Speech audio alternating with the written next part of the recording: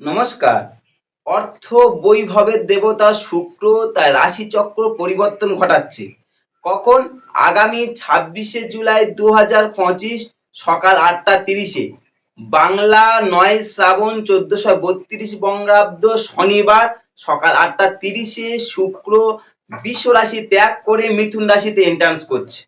শুক্র যখনই মিথুন রাশিতে এন্ট্রান্স করছে, এর ফলে যারা ধনু রাশি, মকর রাশি আর কুম্ভ রাশি আর মীন রাশি, এই যে চারটে রাশি কি ফল পাবেন আপনাদের ক্ষেত্রে, শুভ না অশুভ, জানতে ভিডিওটা প্রথম থেকে লাস্ট পর্যন্ত থাকতে পারেন।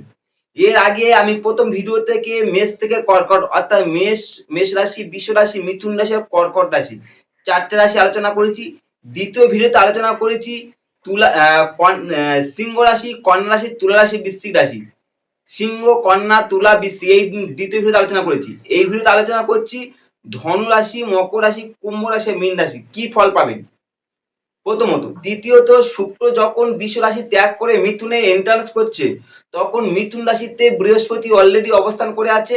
আর বৃহস্পতি যখন শুক্র যখন এন্ট্রান্স করছে, আর বৃহস্পতি শুক্র একটা সংযোগ তৈরি হচ্ছে, অর্থাৎ কম্বিনেশন হচ্ছে।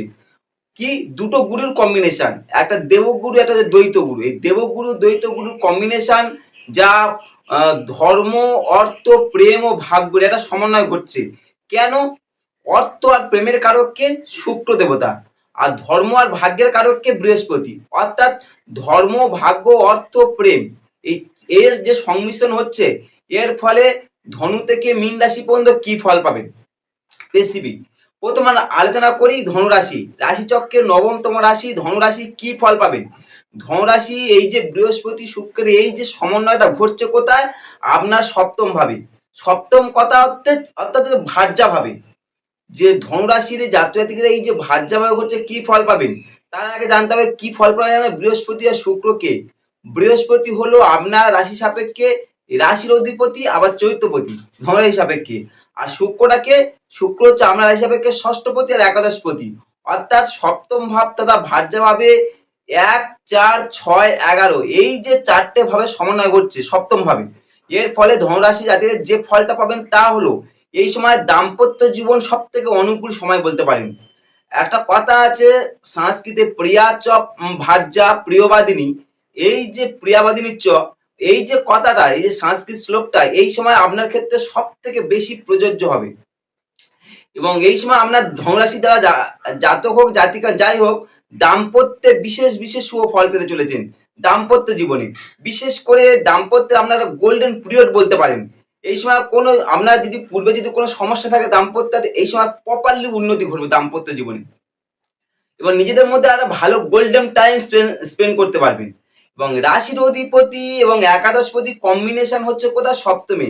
এর ফলে যারা প্রেমিক প্রেমিকা আছেন, যে সমস্ত ধনুরাশির জাতজাতিকে প্রেম করছেন, তারা প্রেমে বিশেষ সফলতা পাবেন। এবং সম্পর্কটা, প্রেমটা এমন পর্যায়ে যেতে পারে, দাম্পত্যের পর্যায়ে পর্যন্ত নিয়ে যেতে পারে।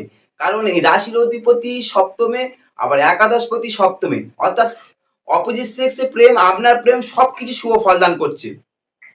যারা ব্যবসা করছেন, সপ্তমে বৃহস্পতি শুক্রের সমন্বয়ে ধনরাশির জাতজাতিকাদের ব্যবসায় উন্নতি, আর্থিক শ্রীবৃদ্ধি সবকিছু ঘটতে সাহায্য করবে। আর যারা এডুকেশনে আছেন, পড়াশোনার সঙ্গে যুক্ত আছেন, তাদের ক্ষেত্রে ধনরাশির জাতজাতিক এই সময় বিশেষ সফলতা আসবে। পরীক্ষার কৃতকার্যতা লাভ করতে পারবেন এবং শত্রুরা আপনার সহজে পরাজিত হতে পারবেন, পরাজিত হয়ে যাবে। চলে আসুন রাশিচক্রে দশমতম রাশি মকর রাশি, কি ফল পাবেন মকর রাশির জাতক জাতিকারা। প্রথম বলি, মকর রাশি সাপেক্ষে এই যে বৃহস্পতি শুক্রের সমন্বয়টা হচ্ছে কোথায়?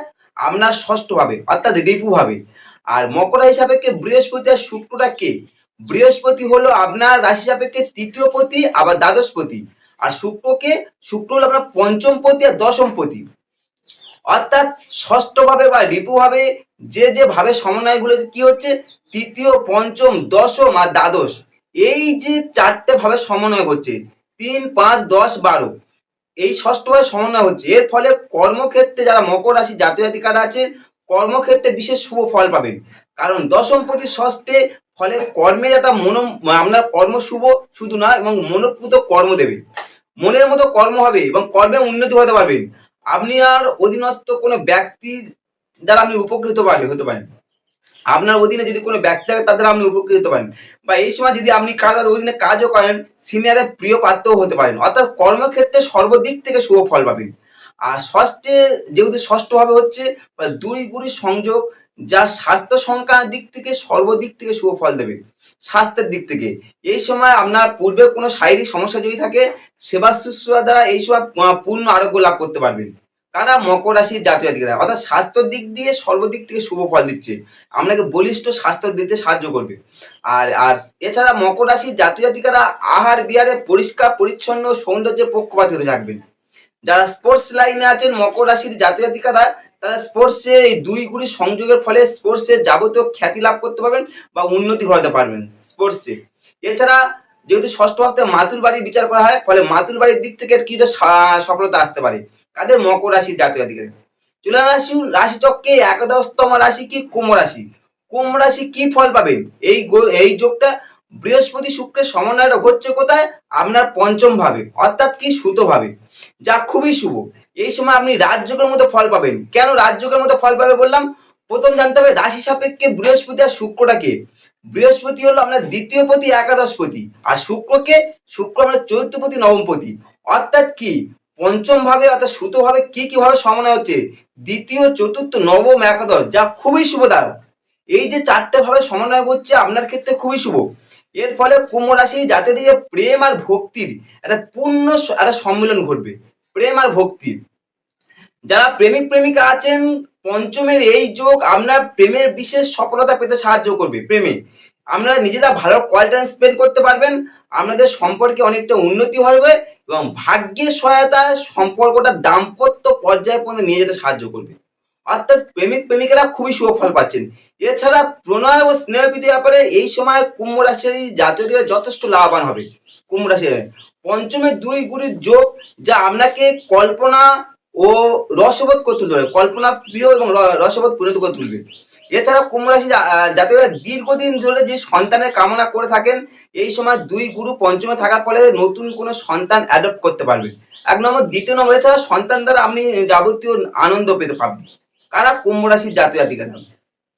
এছাড়া পঞ্চমে এই যোগ হওয়ার ফলে আপনাকে যথেষ্ট আমোদ প্রমোদে রাখতেও সাহায্য করবে কুম্ভ রাশির জাতক জাতিকারা। যারা এডুকেশনে আছেন পঞ্চমের এই যোগ আপনার বুদ্ধির বিকাশ ঘটাতে সাহায্য করবে।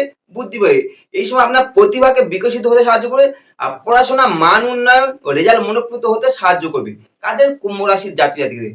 পঞ্চমের দুই গুরুর যোগ, যা কুম্ভ রাশির জাতক জাতিকার দূরদৃষ্টিতা বৃদ্ধি করতে সাহায্য করবে এবং এছাড়া আপনাকে দয়া দাক্ষিণ্য ভাব বিকশিত করতে সাহায্য করবে।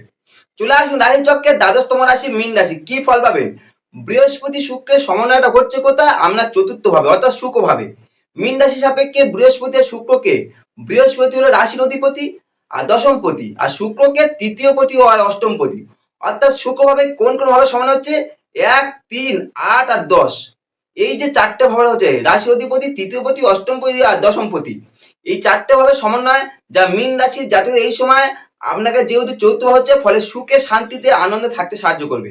যেহেতু চৌথ এই যোগটা এর ফলে আপনার গৃহস্থ পারিবারিক সুখ পেতে সাহায্য করবে। পিতামাতা সংসর্গে মীন রাশির জাতকদের যথেষ্ট লাভবান হবেন এবং প্রতিবেশীর সঙ্গে আপনার সম্পর্কটা অনেকটা গাঢ় তৈরি হবে, সম্পর্ক ভালো তৈরি হবে। এছাড়া যারা দীর্ঘদিন ধরে যানবাহনে কামনা করছেন বা যানবাহনের সুখ পেতে চাইছিলেন তাদের ক্ষেত্রে শুক্র যখনই এন্ট্রান্স করবে নতুন যানবাহনের সুখ পেতে সাহায্য করবে। চতুর্থ বৃহস্পতি শুক্রের যোগ, যা মীন রাশির জাতকদের মন ও হৃদয়কে একটা মনোবৃত্তিকে একটা উচ্চ শ্রেণী করে তুলবে।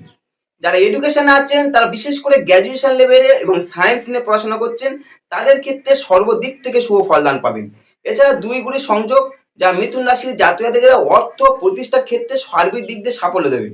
এই ছিল ধনুরাশি, মকর রাশি, কুম্ভ রাশি আর মীন রাশি। এই যে চারটে রাশি কি ফল পাবেন ডিটেলস তথ্যগুলো আলোচনা করলাম।